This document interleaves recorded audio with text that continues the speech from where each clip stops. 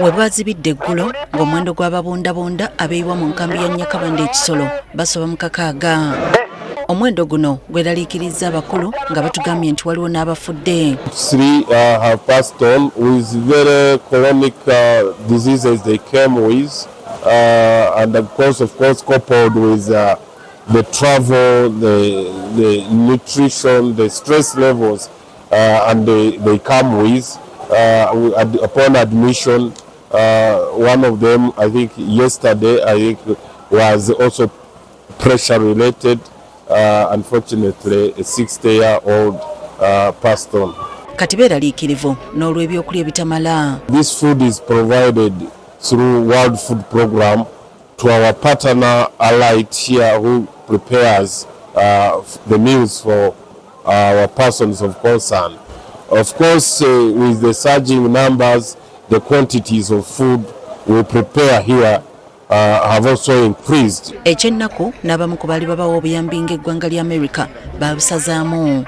US, which is a major donor to the UN agencies and humanitarian partners, has suspended funding for the 3 months, and we are not sure when this will resume, and this will resume adequately. Particularly in this transit center, our main challenge is space.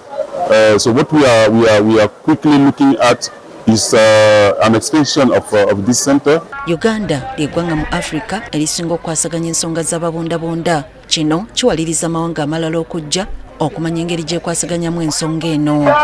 Olwaleero abakungu okuva mu South Sudan bagenyiwaddeko mu nkambi eno. Right now, in the whole world, the humanitarian funding has gone down, but Uganda has really practically dealt with development, changing from humanitarian to development, and people to become self-reliant, people to be resilient, and people to become to have their livelihood.